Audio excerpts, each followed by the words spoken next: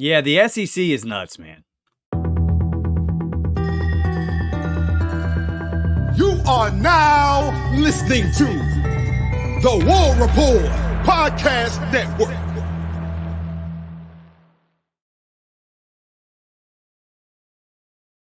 What's up, SEC fans? Welcome back to another recap episode. Dustin Smith here.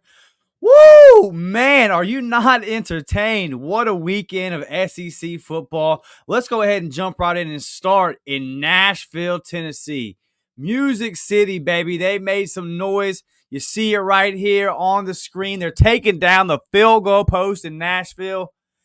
Diego Pavia, Clark Lee sent a shot fired around the world. The Vanderbilt Commodores take down the Alabama Crimson Tide 40-35. I can't even believe I'm saying this. Let me say it again. The Vanderbilt Commodores 40, the Alabama Crimson Tide 35. What an absolute performance. What an absolute showing from the Vanderbilt Commodores, coming in there, giving it their all. And look, Vanderbilt was up by 9 at halftime, and I think all of us felt like Vanderbilt's just going to find a way to lose this game. And Alabama's Alabama. We thinking back to just the South Florida game a couple weeks ago. They'll score 4 unanswered touchdowns. They'll do whatever they got to do. And they answered, even took the lead. And Vanderbilt came right back and said, no, watch this. Watch how we do.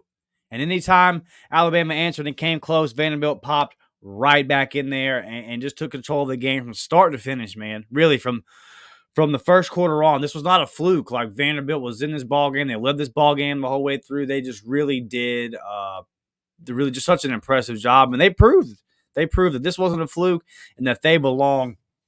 What a night in Nashville. Let's take a look at the stats really quick. Jalen Milroe, not a bad day, 18 for 24, 310 yards. But Diego Pavia, what a freaking dog. What a freaking dog. 16 for 20, 252 yards, 2 tutties, no turnovers. And he said in the post game, he said, Vanderbilt, we're effing turnt, baby. He gave glory to God, and then he said, we're effing turnt. And then today on Twitter, he said, my apologies for cussing. You need to get to know God. If you don't, he does amazing things. And I co-sign everything Diego said there. But yeah, just what a night. What an electric atmosphere. They took the field goal post, okay? They took the field goal post, and they put them all the way in the river in front of the Tennessee Titans Stadium. I was at the Music City Bowl last year watching Maryland smash my Auburn Tigers. I've been to the stadium. Love Nashville. What a great city. They carry that thing all the way from Vanderbilt Stadium to the river. Threw it in there. Unbelievable showing from the Vanderbilt fans. Let it all out. You guys deserve it. But, again, back to the stats. Rushing yards, Jamarion Miller, 5 carries, 45 yards, 2 touchdowns for Alabama. Cedric Alexander, 21 carries, 64 yards for Vanderbilt. So, look, they weren't getting a whole lot of yards per carry from Cedric, but they stuck with it, man. They had a game plan. They stuck with it for better or worse there. Ryan Williams, 3 receptions, 82 yards, another touchdown for the freshman sensation for Alabama. And then Eli Stowers for Vanderbilt, 6 receptions, 113 yards. Total yards, Vanderbilt outgaining Alabama, 418 to 394. How about that Vanderbilt defense, man? Passing yards, 310 for Alabama, 252, but again, an efficient 16 for 20 for Diego Pavia and the Vanderbilt Commodores. This right here now, this will get you. Rushing stats, 166 to 84 for Alabama. Man. Unreal. Absolutely unreal. And we'll get to the padlock stat, as Josh Pate calls it here. Time of possession. 42 minutes for Vanderbilt and only 17 for Alabama. Pretty obvious what Clark Lee and company wanted to do here. And then let's take a look at third down efficiency. 12 of 18 for Vanderbilt. They went 12 of 18 on third down versus the Alabama defense. Alabama wasn't bad, 3 for 7, but, 12 for 18, and then both teams were 1 for 1 on fourth down. But again, time of possession, 42:08 to 17:52. And then total plays, Vanderbilt with 30 more total plays than Alabama. So Vanderbilt said, listen, Alabama, you got an offense, Kalen DeBoer, Jalen Milroe, Ryan Williams. You guys can put up a lot of stats so I can throw the ball around the yard. So we'll just control the clock. And that's exactly what they did. They executed their game plan to perfection, kind of like what the Stoops and the Wildcats did last weekend in Oxford to the Ole Miss Rebels. But obviously a little bit of there was a much larger talent gap today between Vanderbilt and Alabama than that game. And so Vanderbilt said, hey, we got to hold on to the rock. We can't lose any fumbles. They didn't. 0 fumbles lost. Can't throw any picks. They didn't. So, and then they only committed 3 penalties. So Bama commits the turnover. Vanderbilt doesn't. And then Alabama with 6 penalties for 57 yards. Vanderbilt with 3 penalties for only 20 yards. So they played a clean game, 30 more plays, dominated time of possession. Just kind of start to finish, man, fantastic job from Clark Lee. And I just want to say, I think everybody, all the SEC fans that aren't Vanderbilt fans, we look at Vanderbilt like they're the doormat. It's the easy dub. It's been that way my whole life. I don't know if we'll ever see a Vanderbilt team take down a number 1 team like this again, and it being Alabama makes it just all the more crazy. The top team when it comes to tradition and all that kind of stuff, prestige in the SEC, losing to the team that's on the very bottom. Just a big hat tip to Clark Lee. He got emotional in the post game, talking about all the hard work he put in. And yeah, man, we see it. We see it, Clark. We see it. And it's all paying off for him. So the Vanderbilt Commodores 3-2 kind of makes that loss at Georgia State. I don't want to ruin the moment for him. I'm like, man, if y'all would have won that game at Georgia State, you'd be 4-1. This would be huge. But they're still 3-2. A great record for Vanderbilt and the night that you can never, ever take away for the Commodores. So anchor down. Congratulations to Vanderbilt. Kalen DeBoer, welcome to the Alabama fan base. They don't like to lose, and they really don't like to lose as 20 plus point favorites. They don't give a damn about Clark Lee and how much of a dog Diego Pavia is. They're frustrated with the defense's ability to get off the field on 3rd down, as they rightfully should be. So a lot of questions coming up in Tuscaloosa. Let's see how the Alabama Crimson Tide respond. This is one of the worst losses in Alabama they've had in a long time, and it's not that bad. Like, Vanderbilt's actually a good team. They proved that. Alabama only lost by 5, but Bama fans don't want to hear that. We all know that there's a high expectation in Tuscaloosa, as well there should be. So South Carolina will be coming in there fresh off of their butt whooping they took. We'll get to that in a moment. Let's see if next weekend, 11 a.m., if the Alabama Crimson Tide take that out on the Gamecocks, and they have fallen to number 7. I'm looking right here now. Alabama has fallen from number 1 to number 7. So we see you, Vanderbilt. One more time, the picture of the field goal post in the Cumberland River, Nashville, Tennessee. Stand up, baby. Another upset. That wasn't the only field storming of the night, y'all. The Arkansas Razorbacks, a shocker, an absolute shocker, defeating the Tennessee Volunteers 19-14. I've been on here gassing up Tennessee. I've been on my other podcast, the Up Tempo podcast, gassing up Tennessee. And Sam Pittman said, hold on now, hold up. Arkansas Razorbacks, Pig Suey, we're in the building. What a massive win.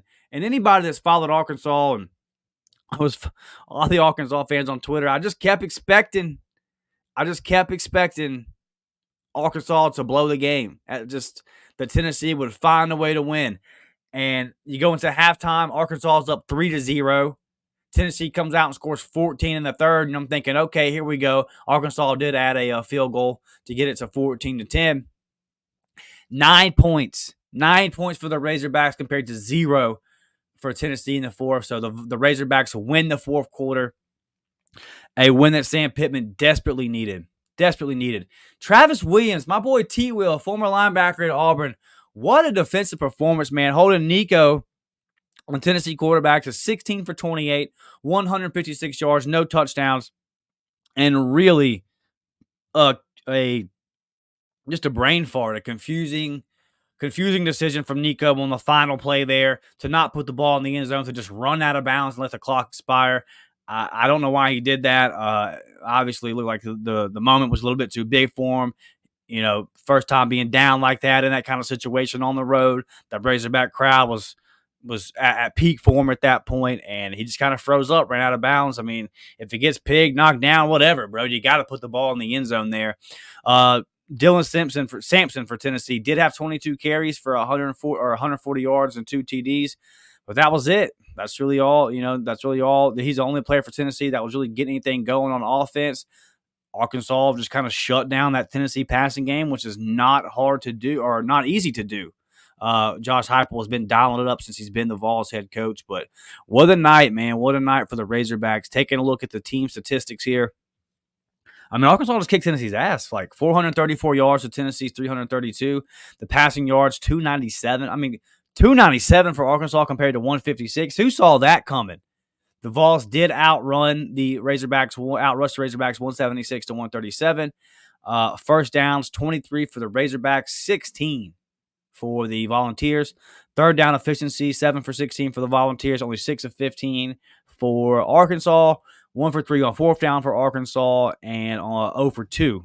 0 for 2 for the Vols. So 2 big fourth downs there that Tennessee needed to convert, and ultimately they weren't able to do it. Time of possession. This is where Arkansas got them. 35-28 to 24-31 for Tennessee. No turnovers in this game for either team. So Tennessee did have 10 penalties for 60 yards. Arkansas wasn't great with 6 for 45, but the 10 for 60, that's tough. That's tough to do on the road and overcome it. And Arkansas has been close all year. Close loss to Oklahoma State. Close loss to Texas A&M. Again, they turned the ball over 3 times and lost by 4 points. They felt like they gave it away. How about the mental fortitude for the Razorbacks to come back in here? 4-2 feels a lot different than 3-3, doesn't it? It really does. And Arkansas right now sitting at 4-2 with a huge win. And man, if they could have just finished that thing off with Texas A&M, how would they be feeling? But I didn't have Arkansas at 4-2 right now. Big win down in Jordan-Hare Stadium. So they've got some nice wins under their belt already. This Arkansas team is fun to watch. A backup quarterback coming in and making some plays there. Taylor Green wasn't bad, but they just trying to make some things happen. So it's just a total team win. It kind of shows you the culture. It kind of shows you Arkansas getting there and fighting for their head coach. We've heard Sam Pittman's name, hot seat talks. If they would have blown this game, those talks would have only intensified. They would have been rampant. And nevertheless, dude, Arkansas said, no, we ain't having none of that tonight. So congratulations to Sam Pittman. Congratulations to everybody over there at that Arkansas program. What a massive win for these guys. One that they absolutely had to have. And when you are looking at Tennessee, I'm just disappointed. I expected more. The defense didn't play terrible, only giving up 19 to Arkansas, but they didn't make the plays when they had to do it. And then when they got the ball back to their offense, and that's really where the disappointment lies. It's, we're not placing too much blame on the Vols defense tonight or for last night, but it's really, really looking at that offense and wondering what the hell happened there. Looking forward, Arkansas has a bye week, and then they play LSU. So 4-2 for the Razorbacks going into the bye week. I see y'all. And they always play LSU tough. So now that they got a week to prepare for the Tigers, that's going to be a fun one when it comes around on the 19th. Florida comes to Tennessee. So, Billy Napier, we'll get to him in a second. He's staying alive out there. Another big opportunity for him. They're coming to Tennessee next weekend. Tennessee falls to number 8, from number 4 to number 8. So how did the Vols respond? A close loss versus an Arkansas team that we think is better than most of us expected. Travis Williams doing a fantastic job, deserves all the credit over there. The Arkansas Razorbacks defensive coordinator. How does Tennessee respond next week versus Florida? I can't wait to find out. Big time win for the Razorbacks. Now, on to the only ranked matchup of the weekend. And boy, I turned this one off by halftime. The Texas A&M Aggies 41, the Missouri Tigers 10. I think we got a fraud alert. And I think that fraud alert is the Missouri Tigers. I mean, what in the world was that, guys? I've expected more from Luther Burden. I expected more from Brady Crook. And that's really where my disappointment lies, is Luther Burden pouting the whole day. They had a touchdown taken off the board early for an illegal man downfield. It would have made it 10-7.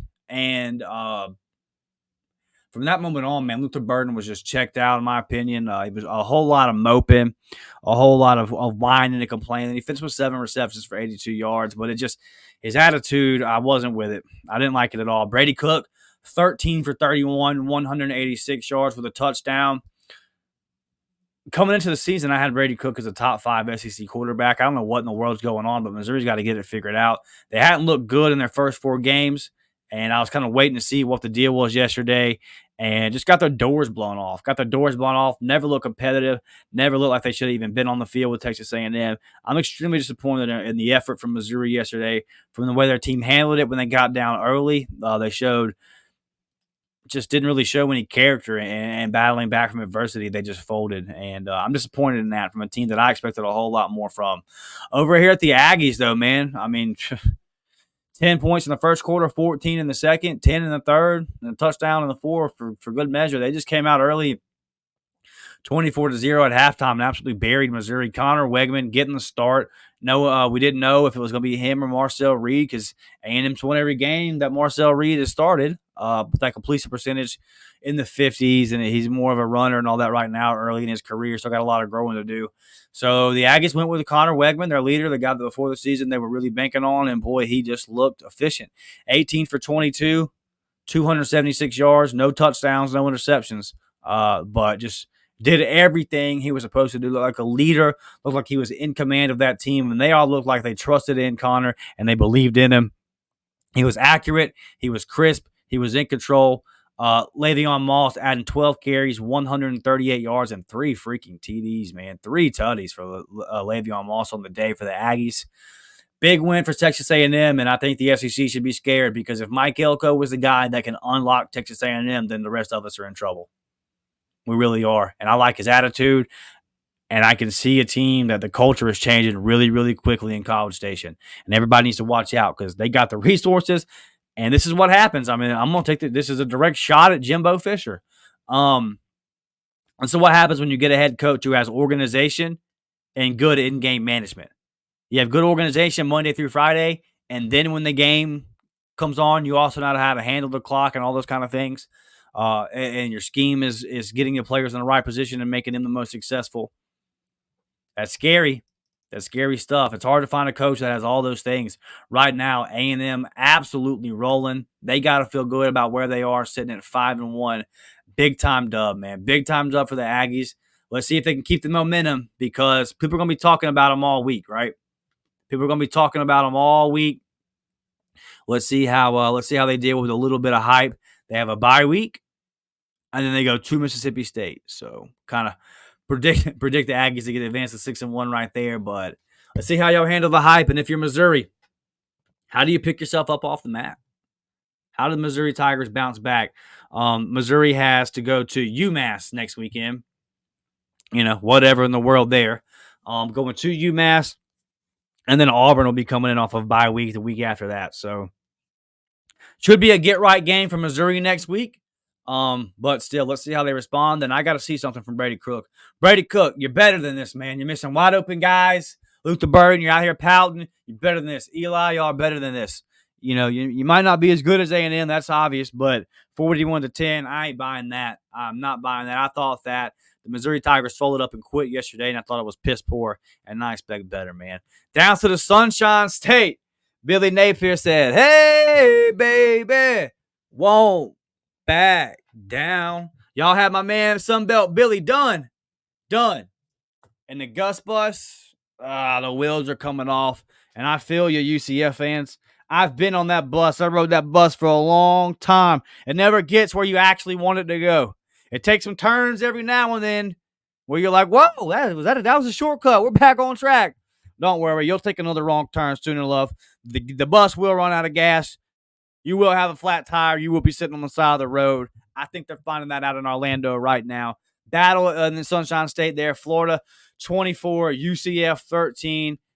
This was a big win for the Florida Gators. There's no other way around it. They absolutely had to have it. They jumped out early. They got up big early. They were up 24-0. Scored no points in the second half. And it was 24-13 there in the fourth with some time left. And I was like, if UCF scores, Is Florida going to nut up? Are they going to drop the ball here? But they did, man. The defense kept the clamps down, shut down KJ Jefferson all day, did not allow him to get going. He was 12 of 22, 165 yards. The Arkansas transfer, now playing quarterback for the Golden Knights of UCF. 1 interception. He had no touchdowns. R.G. Harvey for UCF, 16 carries, 75 yards, 1 touchdown. They did not allow Kobe Hudson, the star receiver for UCF, to get going. Meanwhile, Graham Mertz, 19 for 23, super efficient, 179 and a touchdown. So the Florida Gators just kind of coming out. This is really about their defense tonight. They shut down Gus's anemic offense and just did what they needed to do. Only 359 total yards for Florida, but only 273 for UCF. Third down efficiency, UCF only 4 for 12. Florida was 6 for 13. 0 for 2 on fourth downs. Florida was 1 for 1. Florida actually committed more penalties. UCF actually had more first downs. Time of possession, Florida 32-16 to UCF's 27-44. 1 turnover on the day for UCF. No turnovers for Florida. And so Billy Napier with a big win. And there was the video that the Florida social media team posted after the game was him and channeling his inner Kirk Cousins saying, "You like that? You like that?" And I think the Florida fans did. There was a whole lot of trash talk coming from Central Florida. And the UCF fans, they like to talk trash like they're some kind of big-time powerhouse. They claim phantom national championships. Quite frankly, UCF fans are kind of a joke when it comes to just the way they act towards their football team. It's really kind of clownish. So big shout out to Florida for kind of putting them in their place and letting them know that y'all ain't nothing. Y'all ain't never going to be nothing. Why don't y'all sit down and shut up and go claim phantom national championship that no one else acknowledges elsewhere. And big hat tip to Billy Napier for staying in the fire, bro. The whole college football world has been on this man's throat. I've been calling him Sun Belt Billy and everything else, but he put that belt to Gus Malzahn's ass. So big shout out to Florida. You're going to Tennessee next week. Tennessee's going to be mad, like we just talked about. They're going to want to bounce back after a tough loss in Fayetteville. Big rivalry game, 6 o'clock p.m. What do the Florida Gators do? Billy Napier, you're up, baby. You go up to Tennessee, and you I would argue even if you play and lose a close game, people shouldn't be mad. Because then Florida's got Kentucky coming in there the week after that, and they can try to get to 4-3. And I'm not overlooking Kentucky. I'm just saying. But yeah, so Florida, what you gonna do? What you gonna do? Nice win. How do you respond? But you had to hold down Florida in this sense, and they did, letting UCF know that we know you guys think you're all that, but you're really not. We're gonna breeze through some of these blowouts real quick. The last couple of blowouts. Ole Miss, man. Ole Miss to South Carolina. Ole Miss Shane Beamer, like, I'm just sitting here getting excited about South Carolina. I'm trying to gas you guys up. I'm like, okay, maybe they're for real. That defense is looking nice. And no. 27-3. Extremely, extremely disappointed. And Ole Miss, after a disappointing loss last week to Kentucky, everyone calling them frauds. How are they going to respond? All this kind of stuff. That's a hell of a response, man. Jackson Dart, no touchdowns on the day. Wasn't even super efficient, but 14 for 27, 285 yards. Henry Parrish Jr., 21 carries, 81 yards and a touchdown. And Antoine Wells Jr. for the Rebels there, 3 receptions, 97 yards. And then over here on the South Carolina side of things, Lenore Sellers, a frustrating day, 20 for 32, only a $162 through the air with an interception. And then he had 15 carries for 55 yards as well. When you look at the team stats, Ole Miss outgained South Carolina 425 to 313, 285 passing yards to South Carolina's 162. South Carolina did rush the ball for more than Florida, 151 to 140. But overall, Ole Miss only 3 for 13 on third down, only 1 for 3 on fourth down. South Carolina with more plays. But, hey, turnovers, man. You lost a fumble, you threw an interception, and Ole Miss just kind of capitalized and just looked like the better team. So, shout out to Jackson Dart. Shout out to Lane Kiffin for getting them boys refocused and getting that win. And we're going to see what the Ole Miss Rebels have. I mean, the margin for error after that disappointing loss to Kentucky for them is very slim. And now you're going into LSU. You're going into LSU. Number 9, Ole Miss versus number 13, LSU next weekend in Death Valley, 6:30 p.m. That's going to be a game, the Magnolia Bowl. I cannot wait for that one. Um, let's see. Let's see. They should have some confidence, but I don't know what to make of Ole Miss right now. I don't. I don't know if they suck. I don't know if they're good. And Kentucky just showed up and got them with a physical style of football. I don't know. I don't know. But I'm definitely looking forward to next weekend. And I think we're going to start to finally, halfway through the season, to get some answers about the Rebels. But big, big win for them. 24-point dub in a game that they had to have in South Carolina.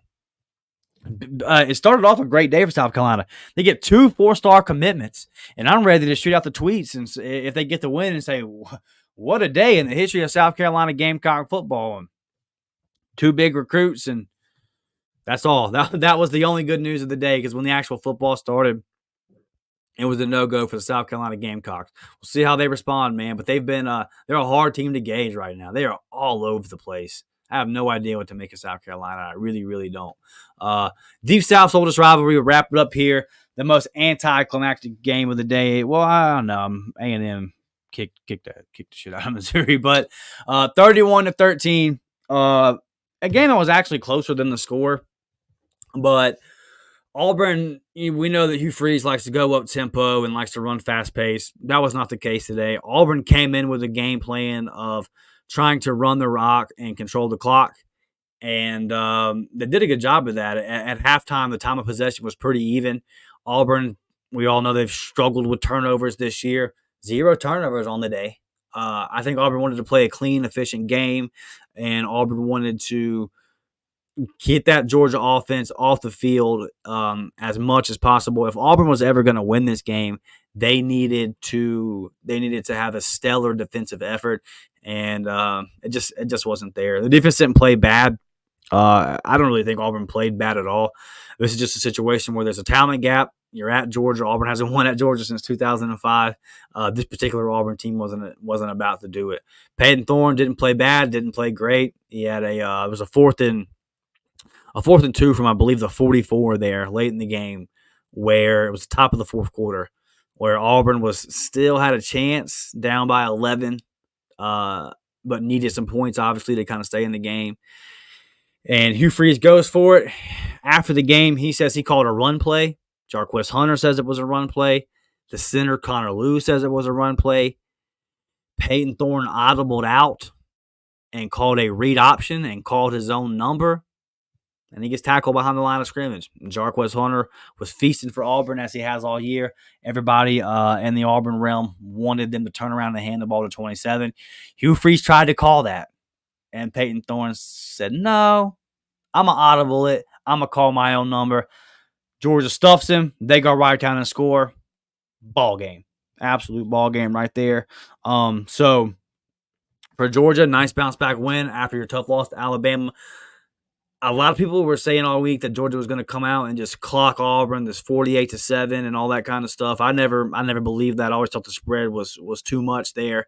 And again, this game didn't feel like a 31-13 game. Kirby Smart was some interesting comments after the game talking about the fans just kind of showed up and acted like this was a dub. He wanted them to have a little bit more fire and passion, but I don't think you can blame that homecoming crowd at Georgia. Like, they didn't have any expectations of Auburn coming in there. And even though it was close for a little bit, it just never felt like Auburn really had a chance to win. We'll take a look at the box score really, really quick before we get out of here. And before we do that, man, please smash that thumbs up button. Subscribe to the channel if you haven't.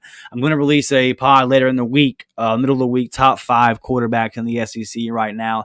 I think that'll be interesting. I think you guys will like that. So if you're a big fan of this SEC content, man, please subscribe. We're just getting started over here. I'm really trying to get this thing kicked off and get it going. So looking at the stats, Carson Beck, 23 for 29, 240 yards, 2 TDs. They attacked Auburn through the middle of the field. That young secondary for Auburn, a whole lot of freshmen and true sophomores out there that have never played. I think they did okay against Georgia's receivers. Georgia just attacked the middle of the field, really kind of expose Auburn's weakness at linebacker right now. Auburn has some linebackers that are good at stopping the run. They don't have linebackers that are great in pass coverage. And the ones that they've brought in to do that are 18 years old and they're true freshmen. So just a clean day from Carson Beck, kind of knowing what to do as far as taking what the defense gives him. And then Trevor Etienne with a nice day as well. 16 carries, 88 yards, 2 TDs. it was just a clean, efficient, like methodical drives for Georgia. They just kind of controlled the game and did whatever they didn't force anything. I guess they took what the defense gave them, never forced anything. Peyton Thorne for Auburn, 16 for 27, 200 yards. Darqueze Hunter, 13 carries, 91 yards, 1 TD. Excuse me. And Keandre Lambert-Smith, 7 receptions, 95 yards for Auburn. He is having the best receiving season an Auburn Tigers had in over 2 decades. A lot of Auburn fans are upset about the 13 carries for Darqueze Hunter. He had 13 carries coming in through the fourth quarter. Auburn gets down by 18. And then, you can't really run the ball down by 18 in the fourth quarter. You have to pass it. They did still try to get Darqueze involved with some swing passes and things of that nature. Looking at the team stats overall, pretty even, actually. 381 yards for Georgia compared to 337 for Auburn. Passing yards, 240 for Georgia compared to 200 even for Auburn. Georgia rushed for 141, Auburn for 137. Both teams averaged 5.8 yards a carry. Here's where this game was won. And this is the difference between Carson Beck and Peyton Thorne. Third down efficiency. Georgia, 7 for 13. Auburn, 4 for 13. Fourth down efficiency. Georgia, 2 for 2. Auburn, 1 for 3. And like I mentioned, Auburn tried to control time of possession. Actually was up for a little bit, a large portion of the game in that stat. Ultimately, Georgia comes out on top, 31 minutes, 28 seconds of TOP compared to 28-32 for Auburn. But I thought Auburn did everything they can, man. I thought for a majority of the Auburn players played hard and fought. Georgia's just a better team. Georgia's a better program right now. You kind of knew they were going to come back and play a clean game and respond. If Auburn was ever going to win this game, if you're going to pull this kind of upset on the road, you can't turn the ball over. Check for Auburn. But you also got to create some turnovers. Check for Georgia. They played a good, clean, efficient game. That's now 2 straight SEC games where DJ Durkin's defense has not created a turnover for the Auburn Tigers. Their top 50 defense, I do believe. I'd have to check out I have to check it out today if it went down at all, but I don't think it did. Top 50 defense, maybe even still top 40 for the Auburn Tigers. But 109th, 110th, I do believe, in turnovers created. So if there's one thing the Auburn defense is struggling to do consistently, it's create turnovers. And obviously, Peyton Thorne and that Auburn offense could use some short fields from time to time. So Georgia just too much. This is the way Georgia wins these games. This is exactly how I predicted this game to go. Georgia just kind of suffocates you over 4 quarters. You feel like you're in it. And you look up and you're like, dang, I'm not in it no more. That's the way Georgia does it a whole lot of times. And that's the way they did it Saturday. So big shout out to the Bulldogs. The Auburn Tigers had a bye week this week, a much needed bye week because they are sitting at 2-4. They got to regroup, man. They got to bounce back and regroup. That locker room's got to stay together. They got to find a way to get in here with 6 games left and win some ball games. So a bye week and then go to Missouri. So if you're Auburn, I read off the box score there. You feel like you didn't get beat. You didn't get beat. It's just the red zone. Your field goals in the red zone will kill you. Auburn missed another 51-yard field goal right before the half. It got blocked. Really struggling in the kicking game this year. And then not getting 6 in the red zone will hurt you. And then when you look at the other games, the Cal loss, the Oklahoma loss, and the Arkansas loss, turnovers were the story there. Auburn with 5 turnovers versus Arkansas, 5 versus Cal, and the massive pick 6 that gave Oklahoma the win versus Oklahoma. So Auburn's sitting at 2-4, and they probably are thinking to themselves, we're the best 2-4 team of all time. So, and I know that sounds crazy because all that matters is the score. But if you're Auburn, you're doing a lot of good things. You've just got to keep fighting. You got to keep fighting. You've got Missouri, then you got to go to Kentucky, then you come home, and good Lord, you got to take on Diego and Vanderbilt, and then you got ULM. So, it's still got A&M, and still got Alabama. It's not an easy road for Auburn. They really botched going 2-3 in that first 5 home game stretch there. But let's see how the Tigers respond, man. Let's see. They haven't quit yet. I don't think they quit.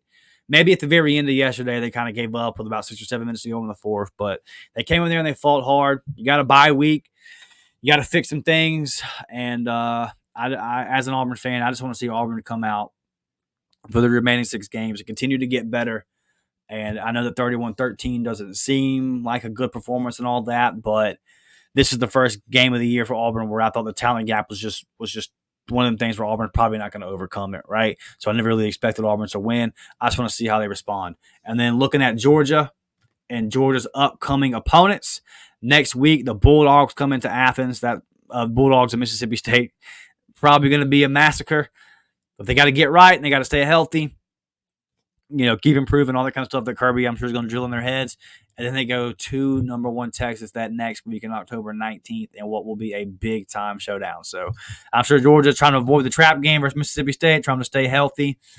Big win for the Bulldogs. They have dominated, absolutely dominated what used to be a rivalry in the Deep South Soldiers rivalry. Kind of feels like Tennessee and Alabama before Tennessee hired Josh Hopper right now. Historically, it's supposed to be a rivalry, but Auburn's just not holding up their end of the bargain, man, and that's disappointing.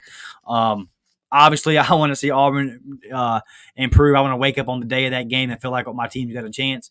But also, I have some friends that are Georgia fans that are like, man, I don't want y'all to beat us, but I would like it to be more competitive than this and for it to feel like a rivalry again. So it sucks that game is in that territory right now.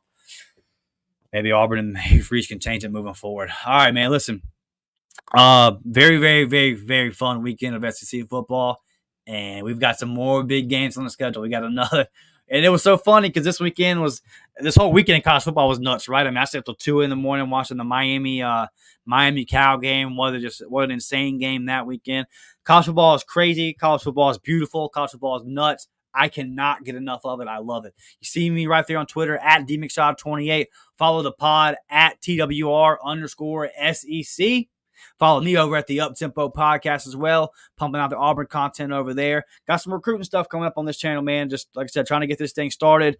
Got some recruiting stuff coming up I'm real fired up for. Got that quarterback list dropping later in the week. So please smash that thumbs up, sub to the channel. It just means more over here, baby. I'll catch y'all on the next one. I'm out.